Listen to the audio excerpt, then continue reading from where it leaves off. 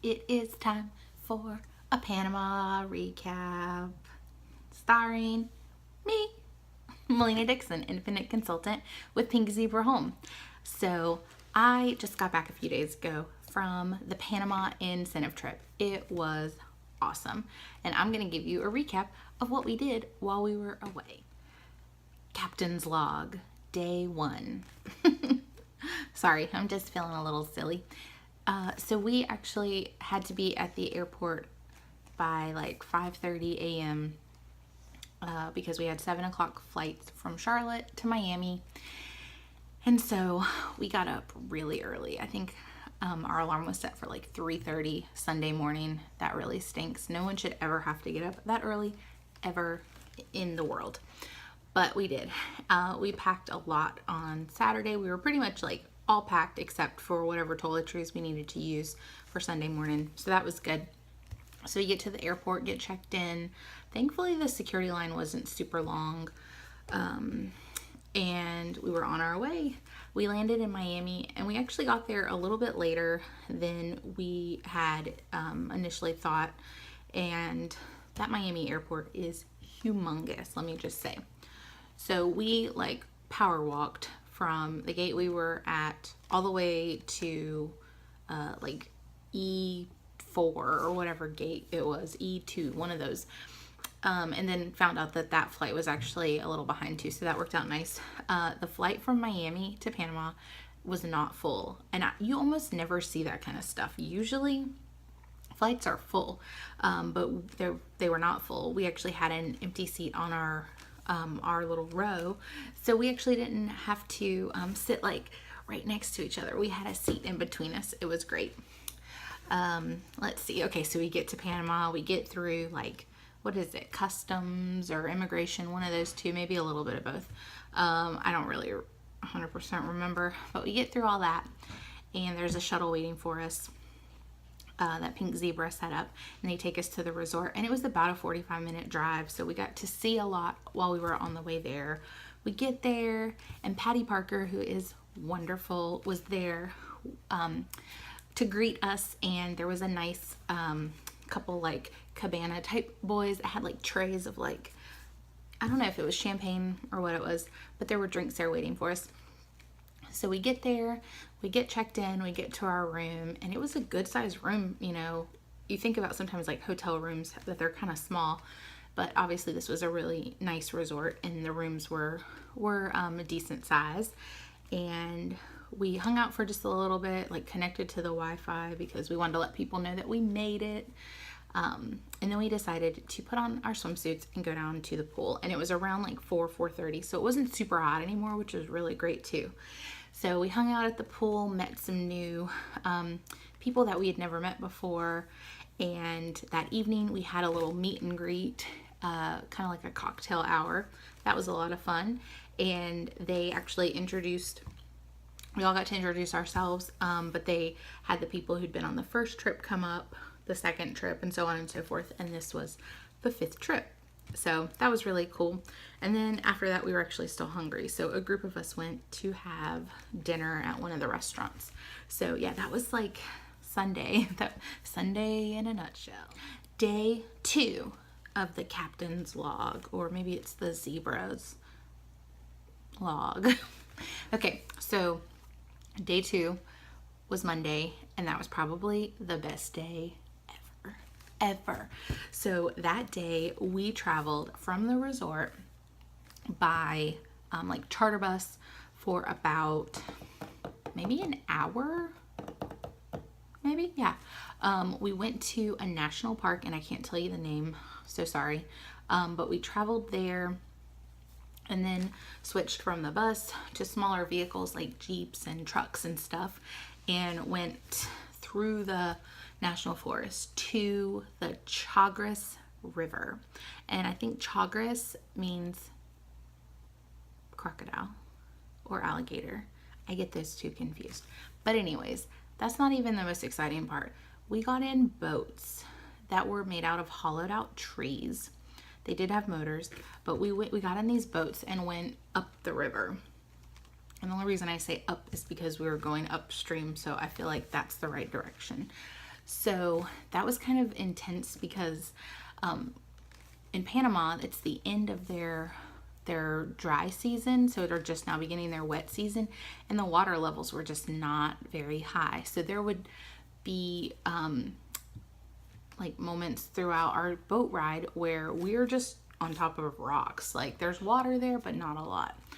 So at one point, Jason took off his shoes and actually hopped out and helped them like push our boat. And the people that were there, like operating the motor on the boat and then like helping get us going, those were actually men from the Embera village. So it was super, super cool. We got to hang out with them.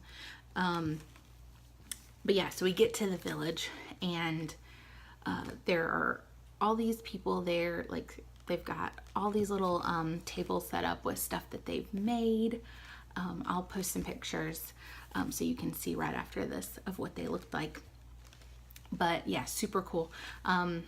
They're an indigenous tribe and they have their own language, but they also speak Spanish, and some of them even spoke some English. But we spent a good portion of the morning into like lunchtime with them, and they told us about their culture. They actually cooked for us, and they did some dances for us to kind of show them some of their cultural dances. So that was super cool. And as if that like wasn't enough, we got back in the boats. It was a little easier this time because it was downstream. We got back in the boats, went downstream, got back in like the Jeeps and trucks, went to the charter buses, and from there we went to the Miraflores Locks. And there's like a Panama Canal Museum there. We actually got there way later than we were supposed to. That was supposed to be lunch. And it was, we ate, but it was much later than we had intended. But the food was great. We got like this private little balcony where we could see the ships go by. And there were actually 2 cruise ships there going through the Panama Canal. So that was super cool to see. From there, we just got back in the bus and then headed back to the resort. And that night, oh my gosh, I was like pooped. So exhausted. So we just ordered room service for dinner.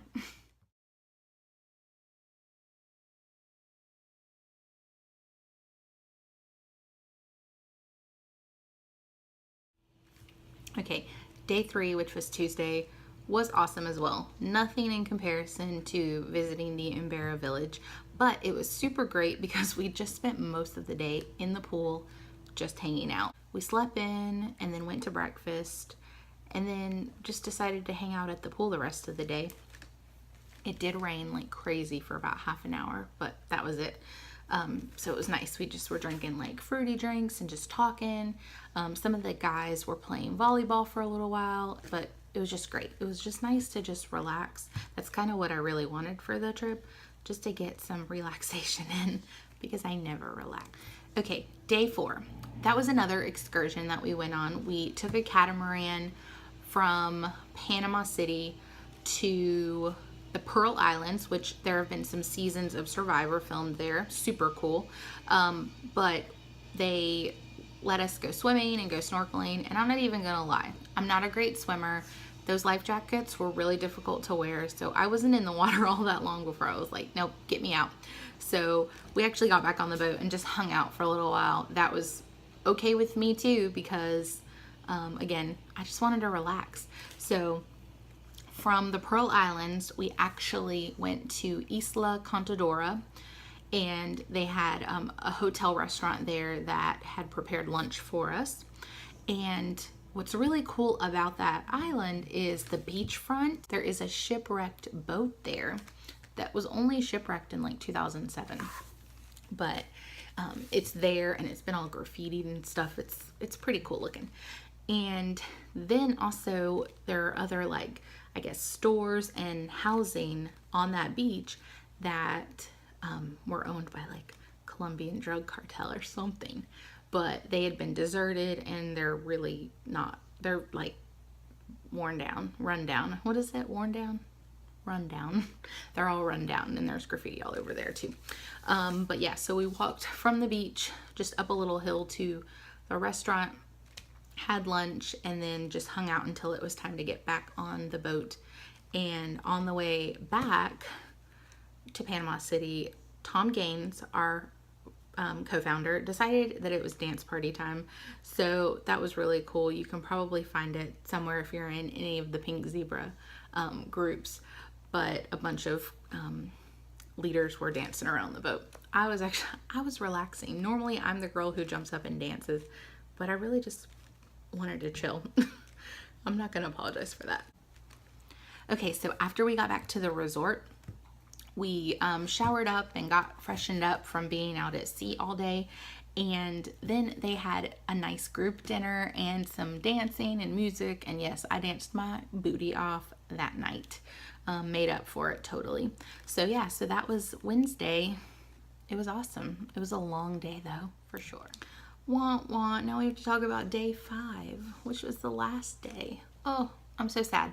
So we were lucky. Our flight didn't leave Panama until 3:30. So we got up, ordered room service for breakfast, and then decided just to kind of get packed and really just chill. We did go out to the beach and get a few seashells, and then we went downstairs and met up with the other consultants who were leaving around the same time as us, and we hopped on a shuttle and went to the airport. Check-in didn't take very long at the airport. It was really nice. We got some pizza at Pizza Hut. I ordered it in Spanish, like completely. I was so proud of myself. And the nice thing about our flight from Panama to Miami is it wasn't full either. So Jason and I had that seat in between us so we could really just, just stretch, which was good. And then we get to Miami and go through customs and all that fun stuff, and got pizza again. Not intentionally. There was just really nothing else around the gate that we needed to be at, so we're like, well, I guess we're doing pizza again. And then we got on our flight from Miami to Charlotte, and guess what? It wasn't full either. So again, we got to not have that seat between us. We were still in the same little row. There were 3 seats, but we just had that middle one vacant, which was really nice. Because normally I'm like this next to Jason, and I just, I like my personal space, especially when I'm flying. I hate to fly. But yeah, so, then we got home, and reality set in that the trip is over. But anyways, thanks so much for watching my recap. I'm sure I was a little spastic, but I really just wanted to tell you guys how great it was. The things I didn't mention that I should really mention now before I sign off is they had a bag in my room on Sunday night. First of all, you can't really see. Let's see. That's the bag back there with the flip-flops. But yeah, the bag, and we had a Pink Zebra beach towel. It was so cute. We had a shirt. We got a cup, a Pink Zebra cup, and we got a little keychain. And there was a little note inside, like, congratulating me for earning the Panama trip. So super cool. But yeah, it was really great. We didn't really have to spend any money at all that whole time, except for the things that we bought in the village. So super awesome. I highly encourage you, if you're a Pink Zebra consultant, work towards earning the next incentive trip. You will not be sorry. And I can't imagine me never earning it again now that I've been on one. So that's all I have to say about that. If you're not subscribed, subscribe below, because I'd love to hang out with you here in YouTube land. But yeah, new videos are always added, so there's always something fun to look forward to. But thanks so much for watching. Have a great day.